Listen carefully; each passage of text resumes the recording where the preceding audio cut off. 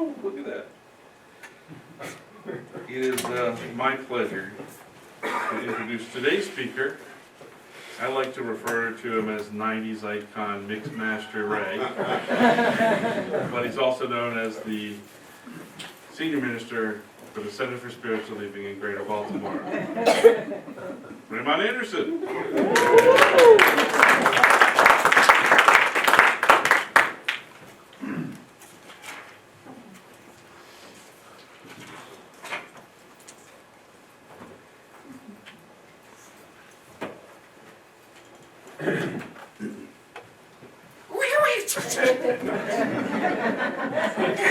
Since he went there, I felt like I had to.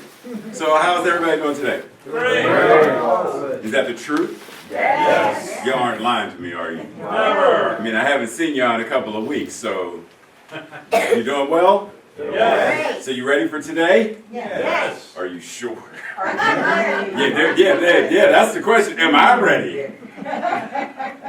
That's a really good, thank you for that, Arlene, because there's a lot going on in the world right about now. Yeah. And and I'm not even like that. That's part of it. That's part of it. And we're going to talk about some of it today because there are a lot of things that are going on in the world, and a lot of things going on in New Thought, and a lot of things going on in our individual lives, right? Yeah. And some of the stuff is really starting to bubble up to the surface for me to address in ways that previously I wouldn't have, or I didn't know how to, or something. And I've gotten to a point now where I'm tired of playing the game of New Thought, and I'm ready to start manifesting this world that works for all, and I'm ready to start challenging conversations and whatever needs to happen in order for this global shift to happen. Thank you. My pleasure, and because it's time. So, and part of it, like I said, part of it we're going to talk about today. But anyhow, let's move on. So, our living legacy. So the theme for the month is the divine feminine. Like that's the overarching theme for all of February, because February is women's heritage, history, and as I add in, honoring and celebrating the contributions of women the world over, and that's this month. And today specifically, as Jim said, is International Women's Day. And one of the things for this week that CSLs around the world are talking about, the contribution of women, the divine feminine, within this movement. And I'm going to touch on that, but I want to go a little bit deeper, because the actual title today was just our living legacy. But as you see, I added a question mark, because I want to talk about a couple of other things. So, what does legacy mean to you? Who has bestowed their legacy onto you, and what have you done with it thus far? And just let that land for a second.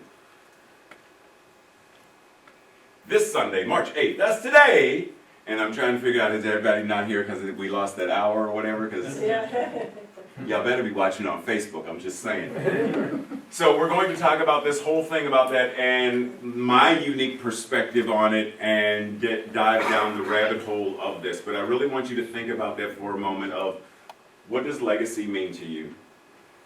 And we're going to touch back on that later, but start thinking about it now. Who has bestowed their legacy onto you, and what have you done with it thus far? Today, our living legacy. Throughout our teaching, we recognize the female legacy of those who have come before, that which defines the divine feminine in each of us. Your living legacy. Throughout your life, there have been influences, torches passed on to you. What you have been, are now, and will become is a result of that and your chosen living legacy. Right? So once again, let that marinate for a moment. And Martina knows this very well, that Ray loves the etymology of words. So of course, Ray went here. But I want to specifically point out, legacy, sent on a mission. Right? So think about it. Legacy being something is being sent on a mission. An ambassador.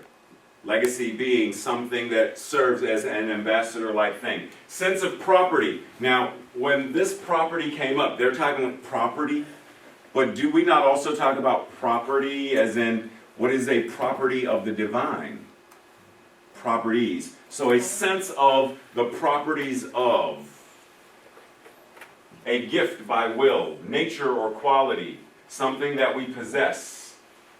Special character or characteristics, and one's own special secret sauce.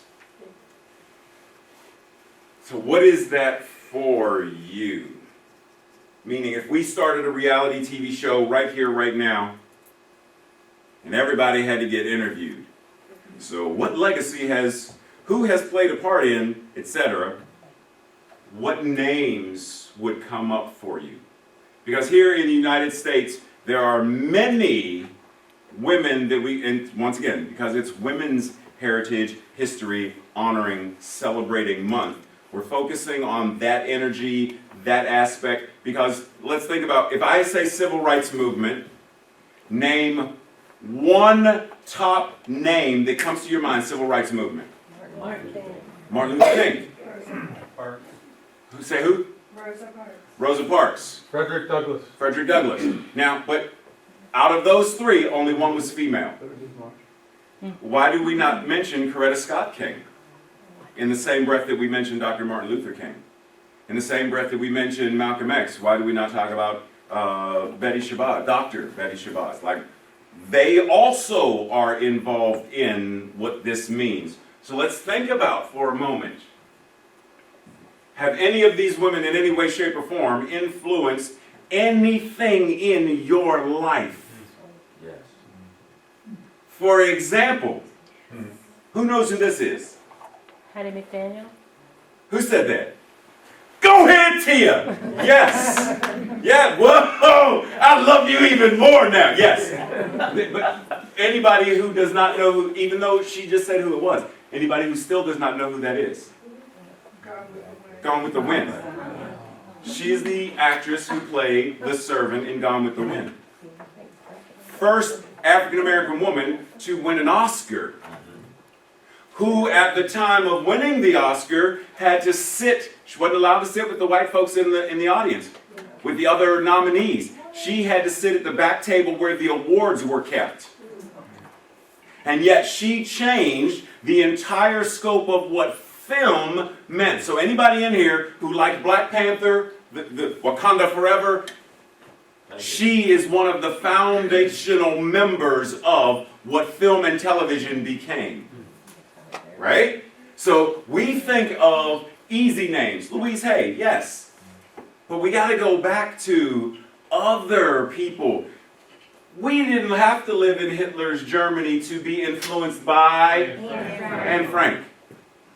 We know that this young woman's audacity and truth and courage have influenced us in one way, shape, or form, whether directly by her readings or indirectly that someone who read her taught us something. Every person up here, in some way, shape, or form, and this could be a billion images. These are just some of the ones that I selected because of how I identify with. So the idea of your legacy is thinking about what does it mean for you? Who helped to make you who you are? In terms of New Thought, this book, one of the things they talk about are some of the New Thought women who helped to shape this movement. Because oftentimes we think of Charles Fillmore, Ernest Holmes. We don't oftentimes think of the women, because Ernest Holmes got his level of mysticism from Emma Curtis Hopkins. And Emma Curtis Hopkins, for those who may not know the history of, Emma Curtis Hopkins has been labeled or named the teacher's teacher, or the teacher of teachers. Because she was up here, and all of the founders of, whether it's divine science, unity, religious science, they all, in some way, shape, or form, studied from her. And so every one of these traditions traces right back to Emma Curtis Hopkins. But if we don't know, if we don't anchor in, if we don't, then how do we really honor? How do we really celebrate, not just them, but their contribution to us? So herein lies, in a very abbreviated form, the history of New Thought. And you have a whole lot of folks that you may know, may not know. But part of it is, should I know them? Do I want to get to know them? Am I strengthened and made stronger by getting to know them? So over here we have Myrtle Fillmore. Right? These over here tend to be either Unity or, I can't remember the name. Johnny Coleman was one of the first women of color who went through the Unity School of Ministry and almost wasn't given the rights to become a Unity minister because it was during the time of segregation. Right? And eventually she left because she said, if you're not going to ordain me, you're not going to let me be, and I'm going to start my own thing. Started her own thing. And then years later, Unity went back and said, you know what?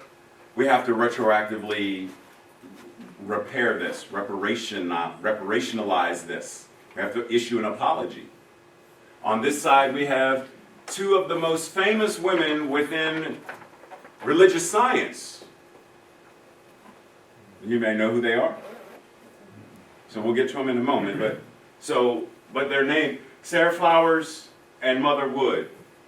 So you ever heard the story of when Holmes went to a predominantly black congregation and said, if she is your mother, then I am your father? Never heard this story? You ever heard the story that in the Science of Mind magazine, at the back when they list the various centers and churches by state and location, at one point he noticed that one of them was listed as the colored church? And he said, oh, no. So he had that removed. He went to the congregation and spoke. They're part of our history.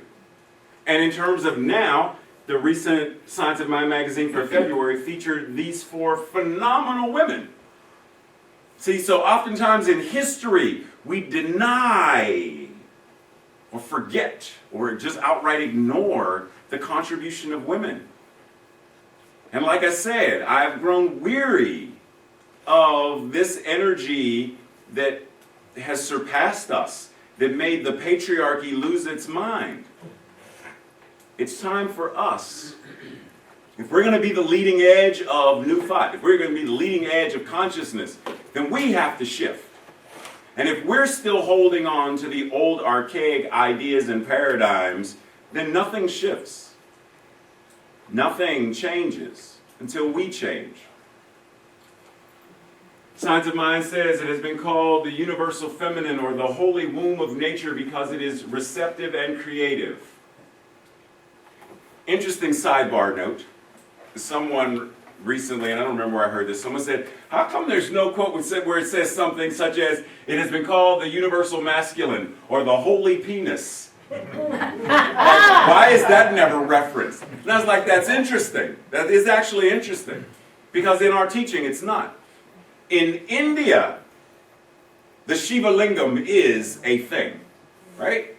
So there is this idea of worshiping or honoring the masculine energy, not the divine, not the masculine gone haywire, but the divine masculine.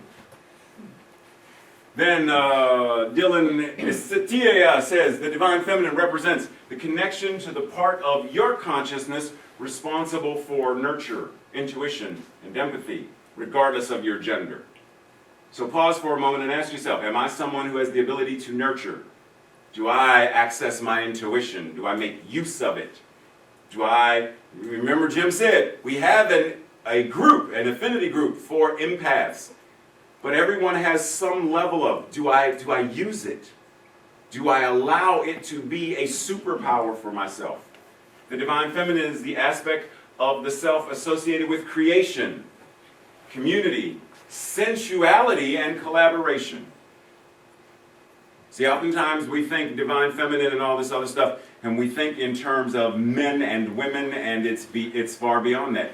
Man and woman, binary, dualistic ideas are not what we're talking about. We're talking about spiritual power, spiritual attributes, spiritual qualities, traits, etc. So keep that in mind as you are looking into your deepest, seek ye first the kingdom of heaven and all else will be added. Seek ye first that which is nurturing, that which is empathic, that which is creative within yourself. And then all else will be added. But it starts with us. We have to go within and start finding those places where we are aligned with this. So earlier I talked about torch bearing. Someone passed on a torch. And I talked about, those amazing women and the energy of, etc. But we have to also keep in mind that if we're going to do the work and do it for real, we also have to be aware of what torch has been passed to us. Which torch has been passed to us by our family, our friends, the teachers who raised us, etc.? Have we been raised by the torch of, or has the torch of abuse, trauma, self-criticism, bitterness, and codependency, is that the one we are walking around with? Or have we chosen to let that go and have a torch of purpose, healing, authenticity, self-worth, and joy? We get to choose. Just because it's been given to us doesn't mean we have no choice. In terms of spirituality, there is always a choice. Now, what you don't have a choice in is that you're God. You don't have a choice in that. It's what you are. The entirety of you is spirit. You are divine. You are intelligent beyond your wildest imaginings. You are that which God is. Period. Now, what you do with that is entirely up to you. Therein lies your choice. Because knowing the truth of your being, you can choose to deny it, ignore it, bypass it. You can choose to not use your gifts. You can choose to keep yourself walking around in the dark with a torch that is not lit while cursing the darkness. You get to choose that. But know that you also have a legacy that you are giving. And if that's the choice that you are making, then somewhere, some way, shape, or form, you are passing that legacy on to everyone whose path you cross. Whether it is face-to-face, whether it is virtual, whether it is in a text, everything is energy. Have you ever read a text message that was rather, plain? I'll see you tomorrow. Something plain.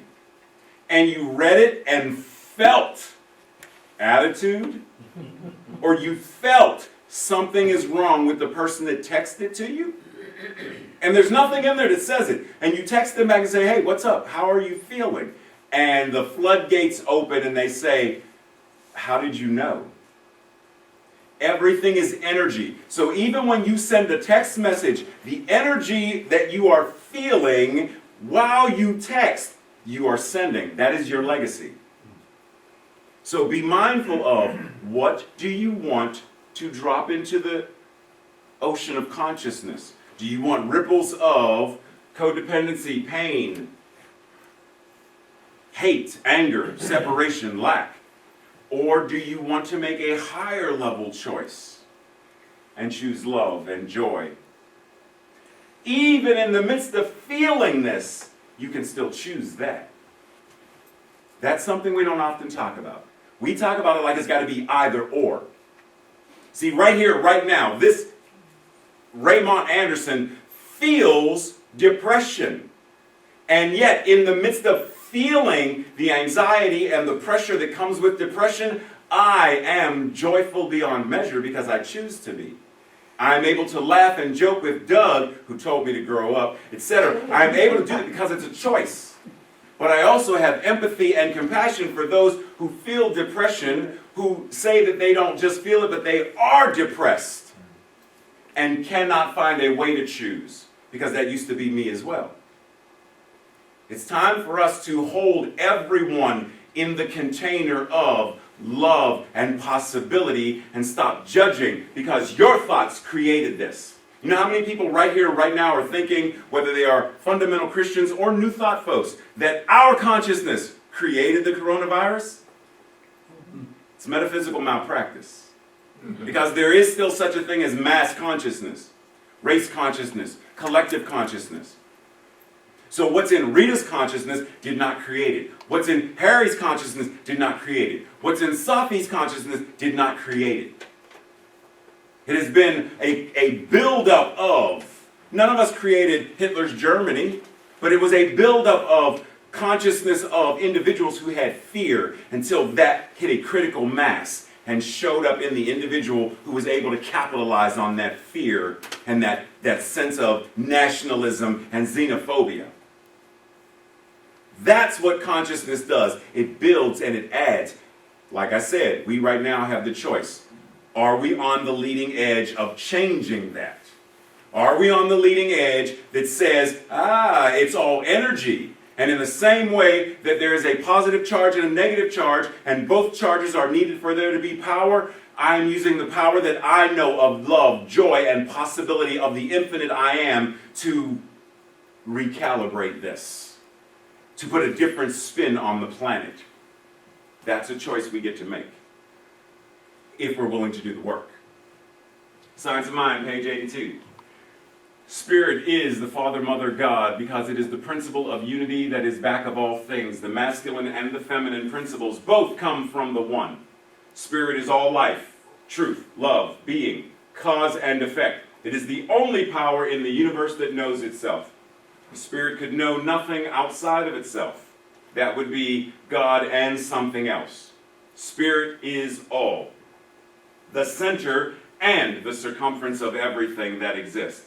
Both the manifest, the unmanifest, and I add, and the yet to be manifest. Ernest Holmes also says in two different ways, it has been said that we can know God only insofar as we become God. The only God we will ever know is the one that we embody. There is no God outside of ourselves that we are trying to find, seek, get to know. Getting to know God, getting to know all about God. No. Getting to know me as that which God is. The more I learn about me and myself as power, presence, love, joy, infinite possibility, creativity, nurturing, empathy, then the more I am embodying that which God is. The more I deny it, the more God is going to be a stranger unto me. And then I'm going to seek it somewhere outside of me. I'm going to be looking for love in all the wrong places. Because I don't realize that that which it is, it's right here. And to the degree that I can find it within me is the degree to which I find it in everyone and everything else. If you find it easy to hate another person, it's only because on some level we hate ourselves. Hate is, and I'm not talking about dislike. Dislike is a different thing. I'm talking about hate. Just think about the number of times you hear it in a day. I hate them. I hate that they're in office. I hate that they're doing this. I hate that my family did this to me. I hate. And if you don't truly hate, then why use the word? Choose different words. Especially if you're trying to work on choosing a higher level of energy. You know, my experience growing up, I really feel the unpleasant energy of, and this is just me pontificating off the top of my head, because it's probably not how I would say it. A couple curse words probably flew out of my mouth if I was saying it, to be honest. But it's how am I saying what I felt growing up, and where I am authentic in that, and yet also speaking the truth about what I choose to feel and experience moving forward. Because it's one or the other. And in terms of this, what am I embodying? Am I embodying lack and scarcity? Am I complaining about bills? Am I complaining about the national health crisis? Am I complaining about it? And I mean, when I say complain, I mean like a record for those who, everybody in this room young enough. One person don't know the record, but he might, because it's Thea, so he might know the record is. But a record goes around, that's complaining. And we know there are many people. We were in houses where grandma or granddad or somebody would just let it skip. They're like, could you, could you blankets? I'll get to it later, baby. I'll get to it later. I need it to stop now. We know people who do that. It may be us. But the idea is, are we choosing to be in the energy of complaining or in the energy of change? Not you. So, hey, Derek, watch it. Hey, so, ready for my tangent for the day? Because that wasn't it yet. Just felt I need to give you a little disclaimer before we go there. Sometimes. Hey, you, Derek, and Doug. So you know how typically we say there is one life. That life is God's life. That life is perfect, and we go, and that life is my life now. There's a slight inaccuracy in that. Because, and I've said it, and one of the reasons why I have said it is because I made the comment the way I'm going to make it in a moment, and was told by a couple of people, that's wrong. And because I couldn't remember where I had learned it originally, I accepted their criticism. The actual quote by Holmes is, there is one life, that life is God. Note the difference. There is one life, that life is God's life. That life is perfect, that life is my life now. There is one life, that life is God. That life is perfect. That life is living this life as me. It's a different energy. Yeah.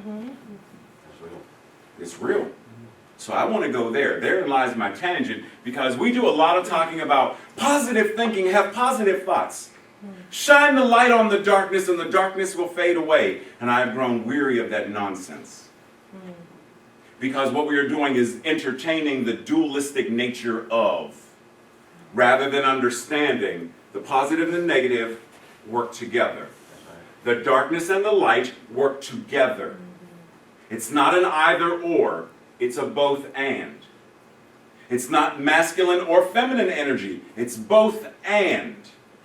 And the more we anchor into this realization that it's both and, then we are able to truly embody that which God is at a different level of consciousness. Why does it say in Galatians, there is neither Jew nor Gentile, neither slave nor free, nor is there male and female, for you are all one in that which Christ is. That you are one. But see, what we do is we love to separate. We love to Tupperware our lives. You know what I mean by that, right? We love little compartments. No. Yep. No. We love that everything has to have its place. The good, the bad, and the ugly. The Republican, the Democrat, and the male, the female, and the L, the G, the B, the T, the Q, the plus, the I, the A, the M, and supercal. Everything has to have, because that's what we as people do. And I'm not saying that it's a bad thing. I'm saying, but if we're going to get to this anchoring into what God is, then we have to be both and. Compartmentalize, but also know that there is that which transcends the compartment. Understand that I am showing up as a cisgender male, but I also know that that which God is beyond gender. And that I embody both the traits and qualities of yin and yang. Not yin or yang. It's both and. This whole idea, it's a fluid idea. It's not one or the other. So this is how God is showing up. As all of this. And if it's showing up as all of that, then it's time for us to lean into it. And lean into it to such a degree that you know how we say that? Open at the top. But how many of us say open at the bottom? We don't say that. But we understand that if there's a tree, the tree receives light from above, and yet the roots are anchored in the darkness.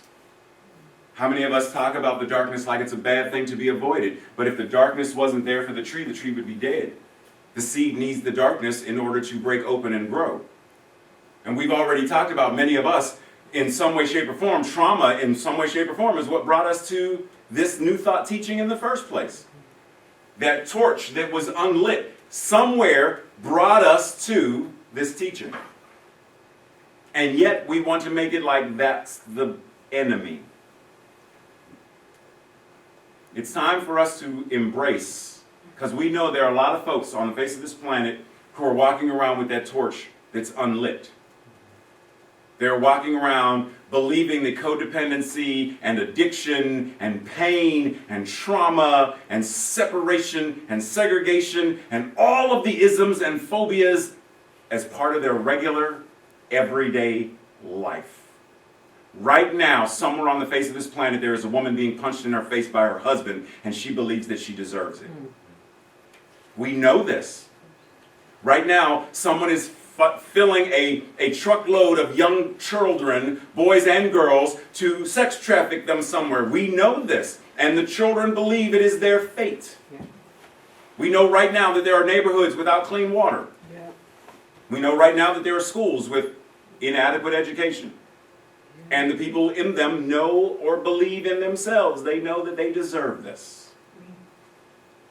In their knowing of this, that's what they believe. And yet, we bypass. If we're on the leading edge, then the leading edge does what every trailblazer does throughout time. The trailblazer says, the world is round. No, it is not, Galileo. We are going to place you on house arrest and kick you out of the Catholic Church. Do what you must, but I'm not changing my mind. The trailblazer says, if you're going to burn me at the stake for writing a story, first of all, state your name, sir. My name is Don Miguel de Cervantes. Now, what being charged with sedition and against the church for writing a story about a man called Don Quixote de la Mancha and other poems and stories, and if you must burn me, then burn me. I am not changing my song. That's what a trailblazer does. That's what it means to be on the leading edge. And so if we're going to do that for real, then it's time for us to embrace both and. Be open at the top and receive the light. And be grounded and anchored in the rich soil of yin, the intuition, the creativity, the nurturing, the empathy, the whatever it is for you. But we have to start anchoring in and be able to stand for who and what we are as a teaching by embodying what we are as God. There is no more shying away from the conversations about racism, sexism, homophobia, because we don't like confrontation. The trailblazer and the cutting edge person says, I know you're not going to like what I have to say, and yet I'm going to say it anyway. Is that where we are? And I'm not saying everybody has to do that, because that's not what everybody's called to do. But I'm saying within our individual consciousness, we must elevate. Being safe and being comfortable within our own minds and our own hearts is not changing anything. It's time for us to step forward in our own minds, in our own consciousness, and figure out what now is mine to do. Embody God and walk the walk. It's difficult. It can be painful. And it can be lonely as all get out. Because sometimes you're the only one. Sometimes you're the only one. For a while, you're the only one. And then there might be two. I mean, let's go back and think about what it's like to be a young person sitting at a Woolworth counter where you're not allowed to sit. And have people start pouring sugar and ketchup and hot coffee on you, telling you to move your black self out of that stool. And yet you stay. And then they grab you and throw you on the ground and yet you stay. And you're surrounded. You're a small group of 4 surrounded by 44, and yet you stay. Are we willing to hold that level of consciousness that says, I may bend, but I will not break? The legacy that I have been given has been the legacy of truth, this teaching. The legacy that I have been given by women like Nina Simone and Myrtle Fillmore or whomever. The legacy that I have been given, Anne Frank, courage. The legacy that I have been given has been this, and the legacy that I choose to give is this. What legacy do you choose to live and to give?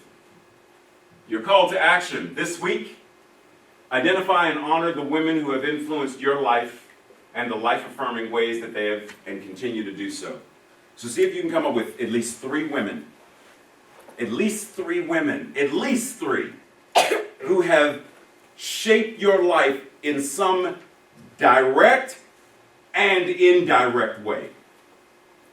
Because it's easy to say mom, it's easy to say grandmom, it's easy to say Miss Louise who lived next door, who watched me when I came home from school. It's easy to name the people who directly were there. But name the other folks in indirect ways.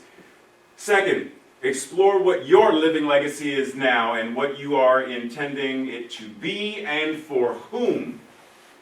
What is your living legacy? And who are you giving it to? Your character, your special qualities, traits, and properties. What are you now willing that to others? And who are you willing it to? In the same way that if you write a will, and to my oldest son I now give all of the love and joy that I have ever felt in my life. To my second son I give the courage and the peace of my life. What are you willing to them? And who are them?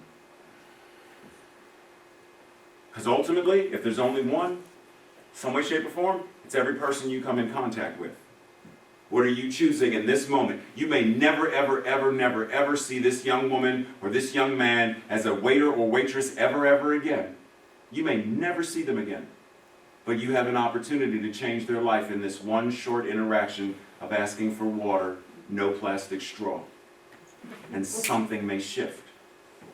Next, contemplate the absolute as both and light and dark, positive and negative, divine masculine and feminine. Contemplate what it means to be both and as the absolute. Identify what it means for you to be open at the top and open at the bottom. What are you anchored in? What are you grounded in? What nutrients are you bringing from below above and above within? As so above, as within. Like we understand, we know these neat little aphorisms and quotes. It's time to start applying them in a different way. And then lastly, meditate on what it means to embody God. The embodiment of God. What does it mean to be spirit? What does it mean to embody the allness of what life is? What does it mean to wake up knowing that when you wake up, the entire universe wakes up with you? That when you dream, the entire cosmos, every level of the multiverse is dreaming with you. That when you choose, there's a conspiracy to make that choice an active and lived reality. How do we embody God? In our affirmation for today, so I'll read it first for those in the back who may not be able to see it because it can be a little good. So, accepting, recognizing, and honoring the divine feminine, expressing itself as me. I live my power. I manifest, I nurture, and I create community by being a living legacy. Let that sink in. And if you are feeling this and want to declare it as well, let us do so together. Accepting, recognizing, and honoring the divine feminine, expressing itself as me. I live my power. I manifest, I nurture, and I create community by being a living legacy. And so it is.